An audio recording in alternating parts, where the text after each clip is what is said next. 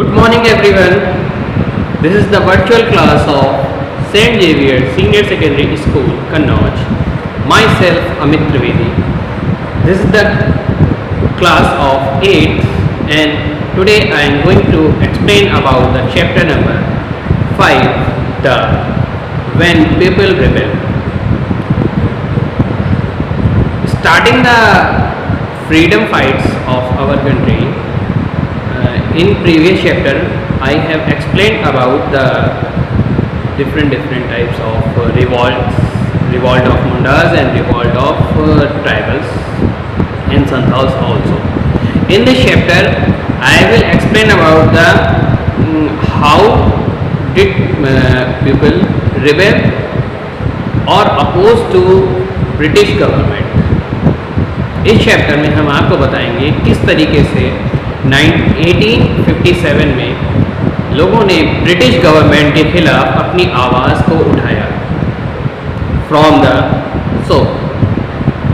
Now let's start. First thing is since the mid 18th century Nawab and rajas had seen their power erodes. Mid 18th century से जो नवाब और राजा लोग थे उन्होंने अपनी power को खोना स्टार्ट कर दिया. British east India company, British government ने उन सभी के राज्यों पर अपना अधिकार जमा लिया और उसके बाद उन सभी के राज्य पर अधिकार करने के बाद अपने ही तरीके से वो शासन चलाने लगे. उनका एक ही रोल था, यहाँ से रॉ मटेरियल ले जा करके विदेशों में बेचना. यहाँ से सस्ता रॉ मटेरियल ले जाते थे और वहाँ पर जा करके प्रोडक्शन करते थे उस रॉ मटेरियल से. Many ruling families try to negotiate with the company to protect their interest. कई सारी ऐसी रूलिंग फैमिलीज थी जिन्होंने ब्रिटिश गवर्नमेंट के साथ निगोशिएट किया, यानी समझौता किया. उनको अपने इंटरेस्ट बचाने थे, इसलिए उन्होंने अपना समझौता किया. Rani Lakshmibai wanted her adopted son to recognized by the company as heir to the throne. Similarly, Peshwa Bajirao Sandana Shah wanted the father's pension. रानी लक्ष्मीबाई चाहती थी कि उनका जो सन हो वो जाकर के जब वो हट जाए तब उस तख्त पर बैठे झांसी के किले का राजा बने और वो अपना राज्य संभाले. वैसे ही पेशवा बाजीराव चाहते थे कि उनका सन नाना साहेब उनकी गद्दी पे बैठे और राज्य चलाए. Awadh was one of the last territory to annexed in 1801. A subsidiary alliance was imposed on Awadh and in 1856 it was taken over. The Governor General Dalhousie declared that the territory was being misgoverned and the British rule was needed to ensure proper administration. इसका mean होता है सबसे last जो territory छूटी थी जिस पे अभी तक ब्रिटिश लोगों का एम्पायर नहीं जमा था वो थी अवध. उस पर सबसे लास्ट में 1801 में उस लास्ट टेरिटरी पर ब्रिटिश गवर्नमेंट ने अपना अधिकार जमा लिया और उसके बाद वो इस पर शासन करने लगे.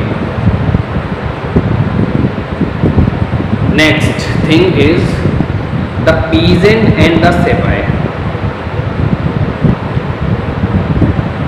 In the countryside, peasant and the zamindar resented the high taxes and the rigid method of revenue collection. Many failed to pay back their loan to many lenders and gradually lost the land they had tied for generation.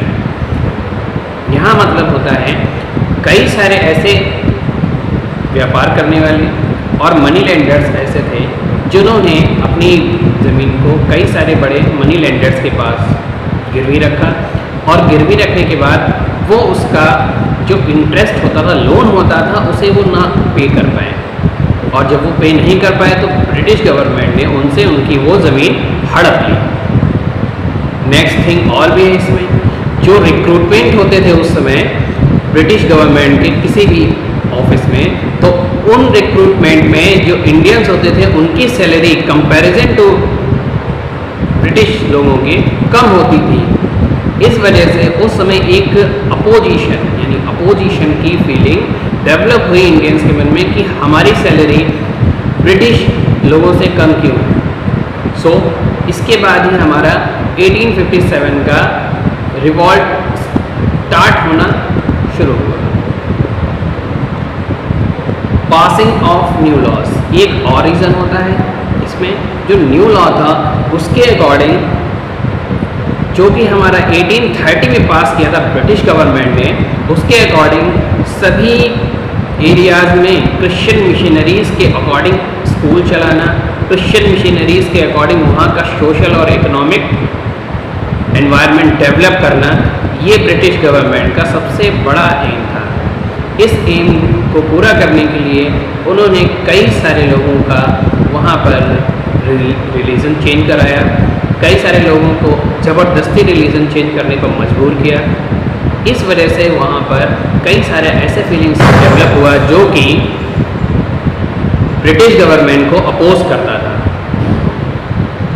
अब इसमें कोई ना कोई ऐसी घटना होती ही है जिसका हम लोगों को इंतज़ार होता है कि ये चीज़ हो, तब हम अपनी आवाज़ को बुलंद करेंगे।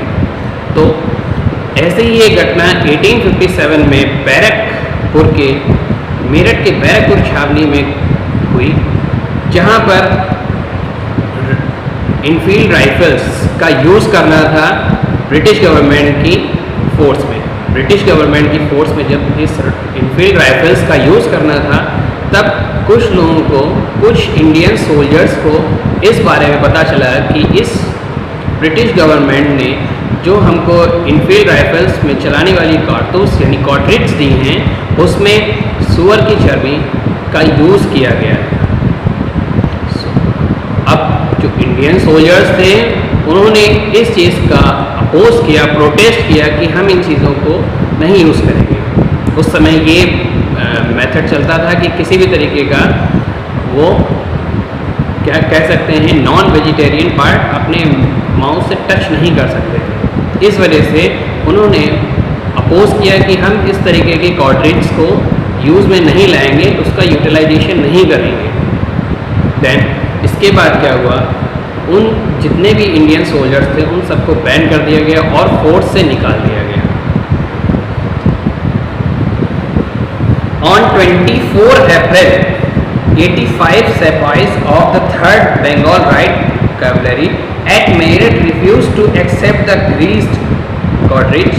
On 9 May, all of them were dismissed.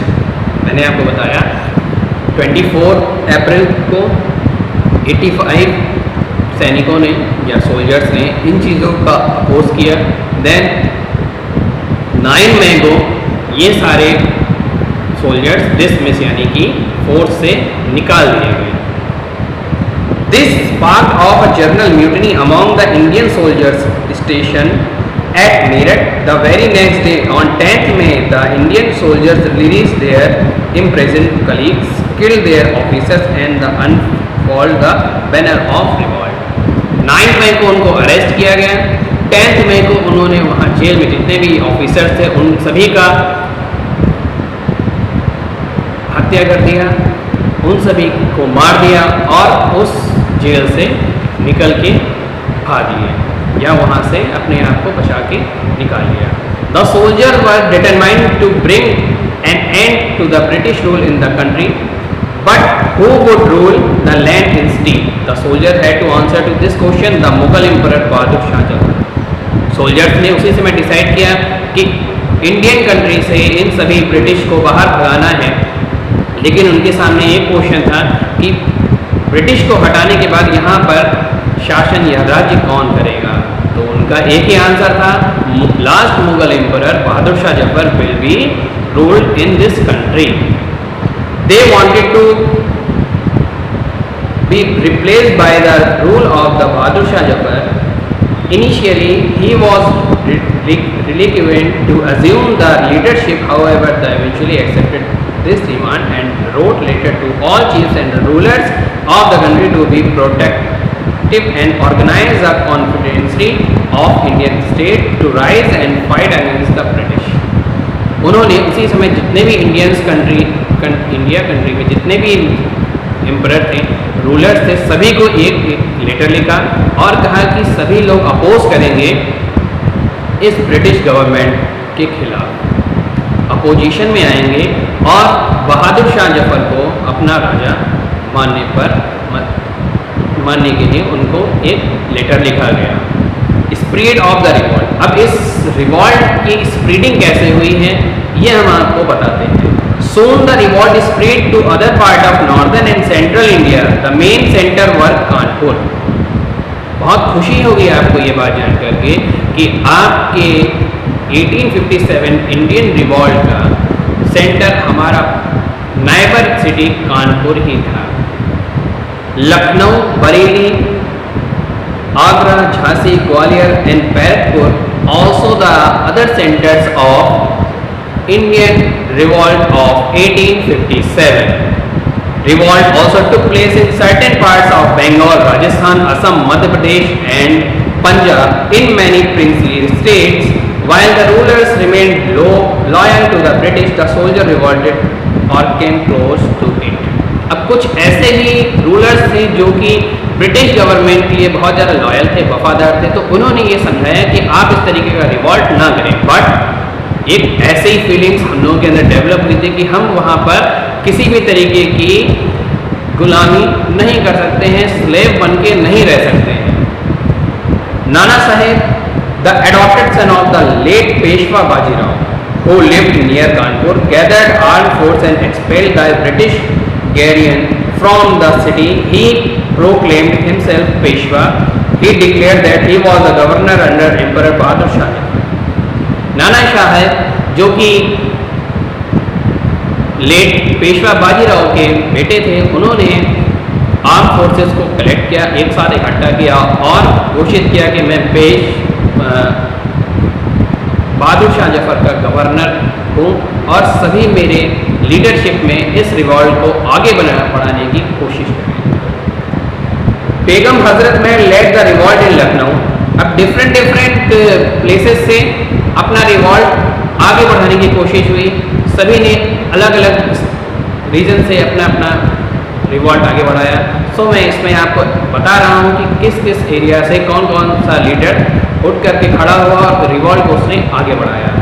Begum Hazrat Mahal led the revolt in Lucknow. Her son Birjis Qadr was proclaimed the Nawab. In Jhansi, Rani Lakshmibai joined the rebel sepoy and fought the British along with Tatya Tope, the general of Nana Sahib. In Bareilly, Khan Bahadur Khan rose the rebel on 31st May 1857, leading the British officers to run for their lives. In Lucknow, the British force, women and children were forced to retreat in the residency building located on the bank of the river Konti. This led to the beginning of the siege of Lucknow by the sepoy for 8 months. During this period, many children died of cholera, insufficient diet and the unhealthy air. Begum Hazrat Mahal and the Maulvi Ahmadullah inspired the sepoy to fight back with courage. Many British troops lost their lives in the process. Finally, the siege of the residency failed as the small British garrison fought back with the remarkable valor and strategy. It's mean यहाँ पर कई सारे हजरत महल के नेतृत्व में, leadership में लखनऊ से कई सारे लोगों का, विमेंस थे उसमें, चाइल्ड्स थे उसमें, सोल्जर्स थे उसमें, रिवॉल्ट के लिए आगे बढ़े और उन्होंने ब्रिटिश गवर्नमेंट की छोटी सी सेना का सामना किया, जिसमें कई सारे हमारे देश के इंडियंस बच्चे भी मारे गए और कई सारे वुमेन्स भी मारे गए, सोल्जर्स भी उसमें शहीद हुए एंड ब्रिटिश गवर्नमेंट के जो सोल्जर्स थे वो भी इसमें शहीद हुए। और जब उनको देखा कि यहाँ से हम लोगों का काम नहीं बनेगा तो उन्होंने अपने आप को कम बैक किया, यानी कि पीछे हट गए। Then next point आता है suppression of the revolt. The rebel looted the government treasury, set ablaze British military barrack and the released prisoners from the jails. The Governor General Lord Canning had to mobilize all his forces and utilize the service of his best commanders such as John Lawrence, Colin Campbell, James Cottam, Neil Hughes Rose and Henry Havelock. जब governor general Lord Canning ने देखा कि ये हमारा British government का तो यहाँ से हुक्का पानी ही बंद हो जाएगा, कह सकते हैं उसको, यहाँ से हम लोगों का सफाया ही हो जाएगा। तो उसने अलग अलग एरियाज़ के लिए अलग अलग अपने कमांडर्स अपॉइंट किए, जिनमें थे John Lawrence, Colin Campbell, James Cotton, Neil Hughes Rose and Henry Havelock. Delhi was recaptured from the rebel forces in September 1857। अब दिल्ली जो थी, जिस पे ब्रिटिश गवर्नमेंट ने अपना अधिकार जमा लिया था, वो फिर से रिवॉल्ट के जो सोल्जर्स थे उनके द्वारा फिर से उनको उस दिल्ली के ऊपर अधिकार कर लिया गया था। Last Mughal emperor Bahadur Shah Zafar was tried to court and sentenced to life imprisonment। His sons were shot dead before his eyes। He and his wife Begum Zeenat Mahal were exiled to Rangoon, now Yangon, in October 1858। Bahadur Shah Zafar died in Rangoon, now Yangon, jail in November 1860। But इसमें भी ऐसा था कि वहाँ पर जब दिल्ली पर recaptured किया था उन्होंने, तो उसके बाद फिर इसको अंग्रेजी ब्रिटिश गवर्नमेंट ने अपने अधिकार में ले लिया और बहादुर शाह जफर को यंगून, जो कि आज की म्यांमार में है, रंगून में जा कर के को रहना पड़ा और रंगून में ही उनका बेटा, उनकी वाइफ और वो खुद एक समय बाद मृत्यु को प्राप्त हुए।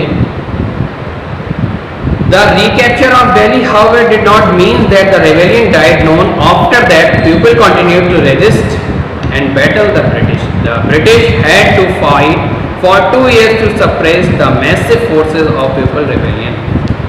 ब्रिटिश गवर्नमेंट ने रेबेलियंस यानी कि जो स्वतंत्रता के सेनानी थे उनके खिलाफ 2 साल तक लगातार युद्ध किया और वो युद्ध जीतने में भी सफल हुए।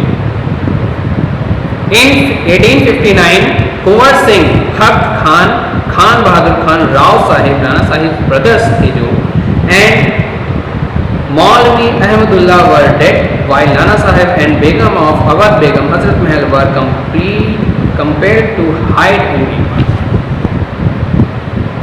इसमें कुंवर सिंह, भक्त खान, खान बहादुर खान, राव साहेब जो कि नाना साहेब के भाई थे, ये एक एक समय के बाद मृत्यु को प्राप्त हुए और जो कि 2 लोग बचे थे इसमें थे यहाँ की मौलवी Ahmadullah,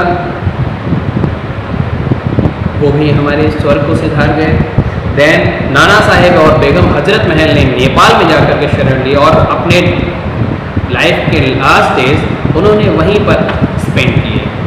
then after the British had regained control of the country by the end of 1859। 1857 से लेके 1859 तक ग्रेट रिवॉल्यूशन हमारे देश में चला, बट 1859 को पूरी तरीके से जब ब्रिटिश गवर्नमेंट ने दिल्ली के रूल को अपने अंडर में ले लिया, but they could not carry on the ruling the land with the same policy any more. But इतना शासन लेने के बाद वो दिल्ली पर बहुत दिन तक इन्हीं सेम रूल्स से अपना शासन नहीं चला सकते। Given below are important changes that were introduced by the British. अब कुछ उन्होंने चेंजमेंट किए तो कि मैं यहाँ बताता हूँ आपको। In August 1858 the British parliament passed an act by which the rule of the English East India Company in India came to an end. The act transferred all administrative power to the crown. All policies concerning India were to be formed by the government in Britain। The British government accepted directly responsibility of ruling India। 1859 से पहले, before the 1859, all the administrative rights will be handled by the British East India Company, but after the 1859, all the rights, all the administration, all the implementations rules will be held by the crown of Britain. इसका mean हुआ है जितने भी 1859 के बाद में administrative decisions थे वो सभी ब्रिटिश गवर्नमेंट या ब्रिटिश क्राउन जो था उसमें उनको ही रेफर कर दिए गए। The government assured that no further territories would be annexed in future। The rulers could pass on their territories to their heirs, including adopted sons. However, they had to acknowledge the British Queen as their sovereign। Thus, the Indian kingdoms were made subordinate to British Crown। उसमें ही Indian subsidiary जो थे उनको British crown का सब administrative CEO जिसको कहते हैं आज की भाषा में, वो बना दिया गया, कोऑर्डिनेट करने लगे वो ब्रिटिश क्राउन के साथ में। The British held the Muslim aristocracy responsible for the revolt of 1857 to a large extent, and so their land of property were confiscated. जितना भी प्रॉपर्टी थी, लैंड था, उन्होंने अपने ही हाथों में ले लिया और किसी को कुछ भी नहीं दिया। जितने भी उनके लॉयल थे इंडिया में, उनको ये सारी चीज़ें मिलने लगी। The British decided to respect the customary religious and social practice of the people in India. Religious discrimination होने लगा, हिंदुओं को हिंदुओं से लड़ाना, मुस्लिमों को मुस्लिमों से लड़ाना, मुस्लिमों को हिंदुओं से लड़ाना, हिंदुओं को मुस्लिमों से लड़ाना, ये उनकी एक पॉलिसी थी जिसके तहत उन्होंने जब लड़ाना स्टार्ट किया तो हमारा यहाँ पर फोकस उनसे ना लड़ने का हो करके आपस में ही फाइट करने का फोकस होने लगा, और इस वजह से ब्रिटिश ने हमारे देश पर एक परमानेंट रूल स्टैब्लिश करने का मन बना लिया। Policies were made to protect the landlords and zamindar and gave them to security of right over their lands, और कुछ ऐसी पॉलिसीज भी बनाई गई जो कि उस समय के लैंडलॉर्ड्स और जमींदार थे उनको प्रोटेक्ट किया जा सके, उनसे किसी भी तरीके का जो पीपल ऑफ कंट्री हैं वो किसी भी तरीके का एक अकाउंटेबिलिटी ना सेट कर पाएँ और वो अपने मन माफिक काम कर सकें। Why did the revolt fail? अब ये बात आती है कि जो रिवॉल्ट 1857 में स्टार्ट हुआ था वो फेल क्यों हो गया? Most of the leaders were no match for the dynamic and the able leadership of the British. The leaders were motivated by their personal gains rather than love for their motherland. Many of them lacked foresight and the determination. कई सारे leaders में आपस में एक coordination नहीं था और वो कोई ऐसी फीलिंग डेवलप नहीं कर पाए जिससे ये कह सकें कि हमें अपनी मदरलैंड यानी जो आपकी मातृभूमि है उसको बचाना है। वो अपना अपना रूलिंग एरिया बचाते रहे और दूसरे का रूलिंग एरिया जाता है तो जाने दिया उन्होंने। इस वजह से वहाँ पर कोई भी सफल नहीं हो पाया। The rebel had to centralise planning और coordinated plan. They fail to capitalise on their gains. जितने भी उनको चीज़ें हासिल हुई उसको कैपिटलाइज नहीं कर पाए, उसको एक पूंजी में बदल नहीं पाए और एक साथ मिलकर के वो एक शासन नहीं कर पाए। इस वजह से रिवॉल्ट फेल हुआ। The leadership of the revolt was weak and not organise under one person और one command. The leader of the revolt like emperor Bahadur Shah Zafar, Begum Hazrat Mahal Nana Sahib and Tatya Tope, Rani Laxmibai and the other neither plan not coordinated with one another as one unit. एक unit में होकर के ये सभी लोग काम नहीं कर पाए, किसी एक इंसान के अंडर में काम नहीं कर पाए, किसी एक इंसान को अपना कमांडर उन्होंने अपॉइंट नहीं किया। इस वजह से वो इस रिवॉल्ट को सक्सीड नहीं कर पाए, सक्सेस तक नहीं ले जा पाए। Even though the revolt of 1857 failed to succeed, it is remembered as the first great struggle of the Indian people for freedom from the British imperialism. It paved the way for the rise of the modern national movement. इतने सारे कारण होने के बाद हमको समझ में आता है कि हमारा 1857 का रिवॉल्ट सफल क्यों नहीं हुआ, सक्सीड क्यों नहीं हुआ, और इसी को एक मॉडर्न नेशनल मूवमेंट का नाम दिया गया है हिस्ट्री में, जिसमें ये बताया गया है आपको कि किस तरीके से इंडियन नेशनल फ्रीडम के लिए हमारा first Indian freedom fight start हुआ था इन 1857 में। सभी के बारे में जानने के बाद आप कह सकते हैं कि अगर हमारे अंदर यूनिटी है तो हम किसी भी चीज़ में सक्सेस हासिल कर सकते हैं, अदरवाइज अगर हमारे अंदर यूनिटी नहीं है तो हम किसी भी चीज़ में सक्सेस हासिल नहीं कर सकते। So children, I hope you all understood the chapter. If you have any queries related to this chapter, you can ask in your WhatsApp group at your as usual time in your SST class. In next video, I will explain the colonialism and the city. colonial और city किस तरीके से develop की British government ने हमारे देश में। Okay everyone, have a nice day. Thank you.